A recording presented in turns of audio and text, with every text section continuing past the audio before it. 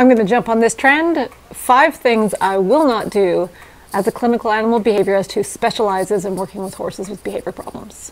Number 5, lay a horse down for any reason whatsoever. I actually did my master's degree research on the practice of laying horses down, and I'm here to tell you there's no reason to ever do it. It doesn't impart any benefits that people think it does, and it will do your horse more harm than good. Number 4, not teach my horse basic life skills to help them survive without me should anything ever happen to me.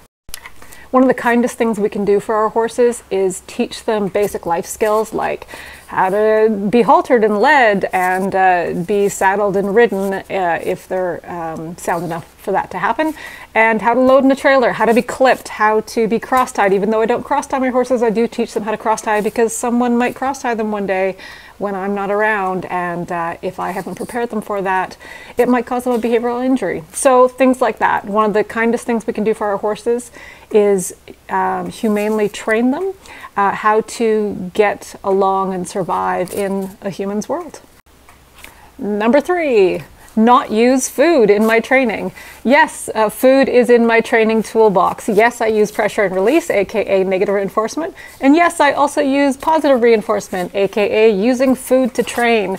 When people hate on using food to train, it's because they don't understand it and they've never seen it done well.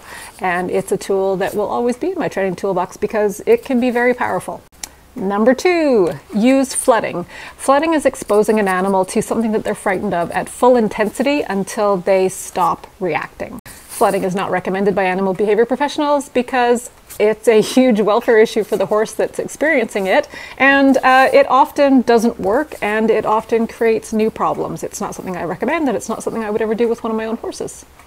And finally, number 1, the number 1 thing that I won't do as a clinical animal behaviorist who specializes in horses is allow someone to work with my horse in a way that may cause them a behavioral injury.